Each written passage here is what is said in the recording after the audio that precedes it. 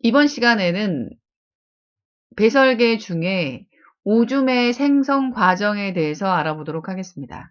오줌이 생성되는 장소는 콩팥이죠. 다른 말로 하면 신장이 되겠습니다. 여기 이 대동맥이 있고 이렇게 콩팥으로 들어가고 있는 이 혈관의 이름은 콩팥 동맥이 됩니다. 심장에서 나왔기 때문에 동맥이 붙는 거죠.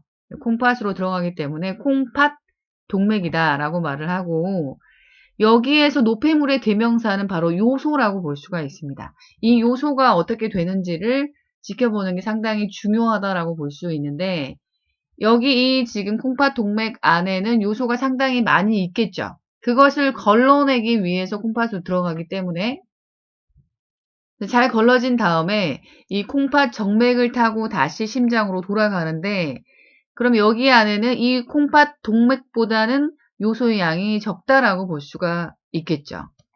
자, 이 콩팥 동맥이 어떻게 이 콩팥 안에 분포하고 있는지 보겠습니다. 콩팥 동맥이 점점 이렇게 가지를 치고 가늘어지고 있죠. 자, 이 가늘어져서 나중에는 이렇게 모세혈관의 형태가 되고 이 모세혈관 덩어리를 형성하게 됩니다. 여기에 노폐물이 들어있을 텐데 이 노폐물이 이렇게 노란색 길로 빠지게 되는 거죠. 이 길을 타게 되면 결국 오줌으로 나오게 된다라고 볼 수가 있습니다. 자, 이 모세혈관은 이렇게 세뇨관, 이 관이 세뇨관인데 모세혈관이 이렇게 감싸고 있는 것을 볼 수 있죠. 자, 모세혈관은 거의 머리카락의 한 1000분의 1 정도의 두께인데 그만큼 이 관도 가늘기 때문에 가늘 세자를 써서 세뇨관이다 라는 표현을 쓰고 있습니다. 자, 이 세뇨관을 따라서 이 물질이 이렇게 노폐물이 빠지게 되면 이 노폐물은 적절하게 삼투압을 유지하는 과정을 거치면서 이렇게 결과적으로는 이 지금 오줌관을 통해서 방광으로 모이게 된다라고 볼 수가 있습니다. 이렇게 해서 요도를 타고 밖으로 나가겠죠.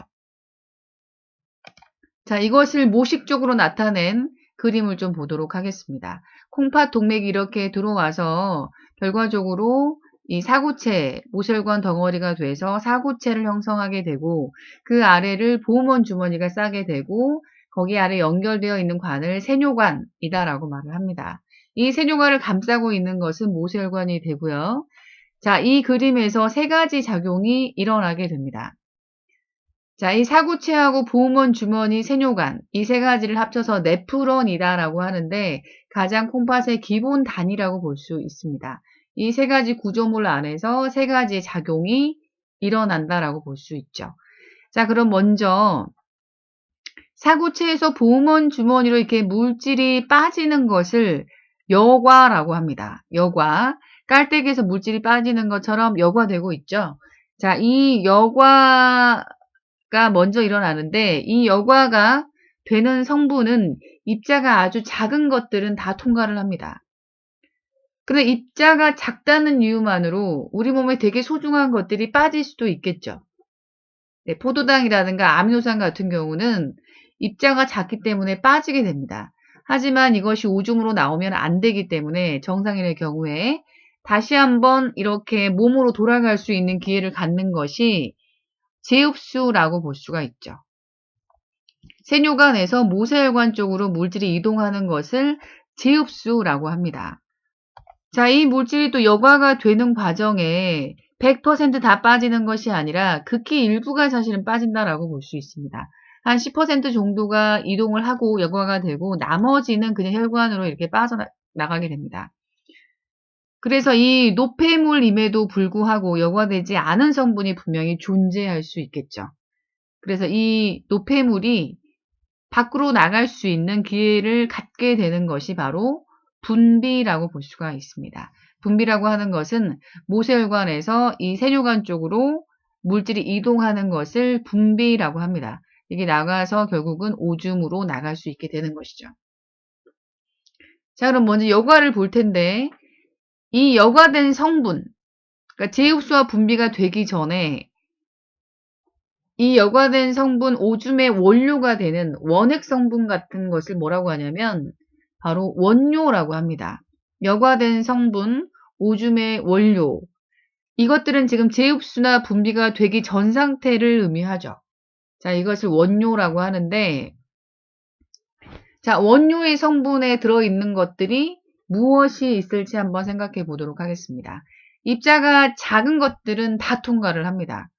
사실 여기에 가장 중요한 목적은 요소라고 볼 수 있기 때문에 요소가 당연히 빠져야 되겠죠. 요소가 지방이나 단백질보다 훨씬 입자가 작다라고 볼 수가 있습니다. 포도당, 아미노산, 그리고 무기염류, 물 이러한 것들이 5가지가 빠지게 됩니다. 반면에 지방이라든가 단백질이라든가 혈구 이런 것들은 입자가 크기 때문에 빠지지 않죠. 만약의 경우에 단백질이 빠진다면 이게 단백뇨라고 해서 오줌에 거품이 많이 일어나게 되고, 지방이 또 빠진다고 하게 되면 오줌에 약간 기름 성분이 떠 있겠죠. 만약의 경우에 혈구가 이 요과가 된다면 오줌에 이런 피 성분이 섞여 나온다라고 볼 수가 있죠. 혈뇨가 나오겠죠. 그래서 이 사구체 부분에 염증이 생기게 되면 이렇게 단백뇨나 이런 혈뇨가 나오는 경우가 생길 수가 있겠죠. 자, 어쨌든 여기를 통과할 수 있는 물질은 기본적으로 입자가 작아야 된다라고 볼 수가 있는 거죠. 통과 자격은 입자가 작을 때 가능하다라고 볼 수가 있겠습니다. 사구체는 이렇게 지금 모세혈관 덩어리인데 이게 구멍이 있어서 입자가 작은 것들은 이렇게 통과를 시킬 수 있는 특징을 갖고 있습니다.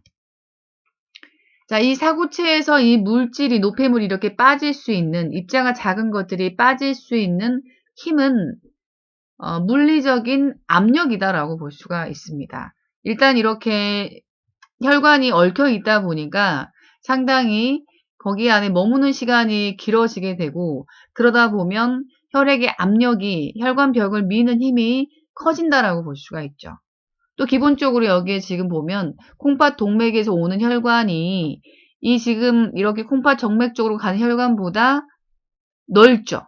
그러니까 들어오는 혈액의 양은 많은데 나가는 혈액의 양은 지금 상당히 속도가 더디다고 볼 수 있죠.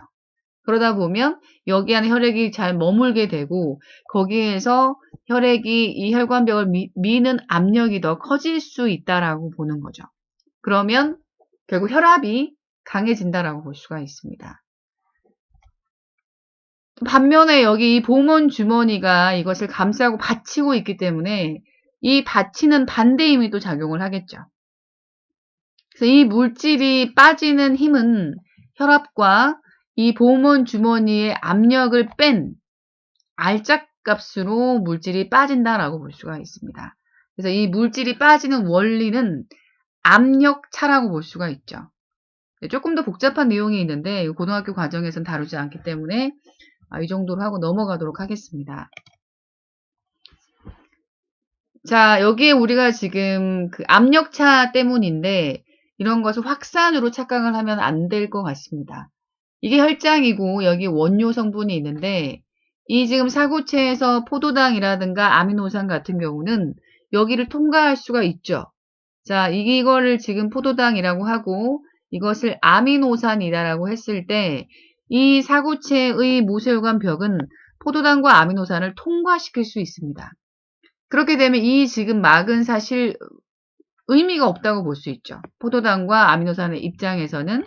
그래서 이 포도당이나 아미노산이 여기에서의 농도나 여기에서의 농도가 같다라고 볼 수 있죠. 결국 막이 없는 것과 같으니까.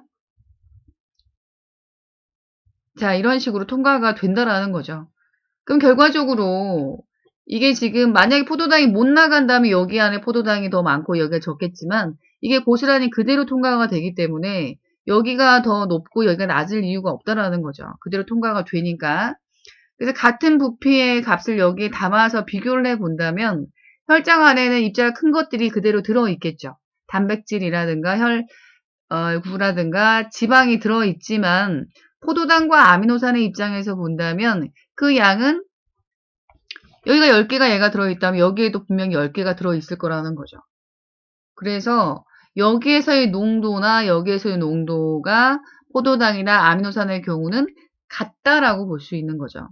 그럼 농도가 같다라고 한다면 이건 확산의 원리가 아니라고 봐야죠. 여기에서 이렇게 내려가는 원리가 절대 확산이 될 수 없다라는 거죠. 자, 조금 기억을 하기 바랍니다. 여과의 원리는 언뜻 생각하면 확산이 된다, 에너지를 쓰지 않는 확산이라고 생각할 수 있는데 확산이 아니라 에너지를 쓰지 않는 건 맞는데 압력차 때문이다 라고 하는 것을 기억을 하시기 바랍니다. 절대 확산이 아니라는 거죠. 여과라고 하는 것은 사고체에서 보호몬 주머니로 가는 것이고 여기에서 단백질이라든가 지방이나 혈구 같은 경우 여과되지가 않고 여기에서 여과된 성분, 오줌의 원료, 지흡수나 분비가 되기 전의 상태의 성분을 원료라고 말을 합니다. 원리는 확산이 아닌 압력차가 된다라고 하는 부분도 기억하길 바랍니다. 자, 이 여과라고 하는 것은 실질적으로 자, 콩팥 동맥에 오는 혈장, 혈액의 양이 100이라고 봤을 때 실제로 여과가 되는 것은 10% 정도입니다. 90% 정도는 이 빠지지 않고 그냥 혈액 쪽으로 간다라고 볼 수 있습니다. 자, 이것을 우리가 조금 대략적으로 이해를 돕기 위해 숫자를 좀 가져와 봤는데 실제로 그런 건 아니고요.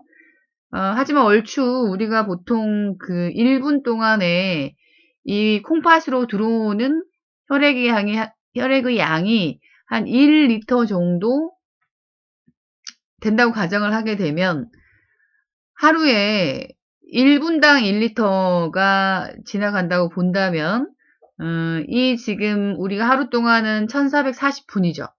그러니까 1440리터가 온다라고 볼 수 있죠.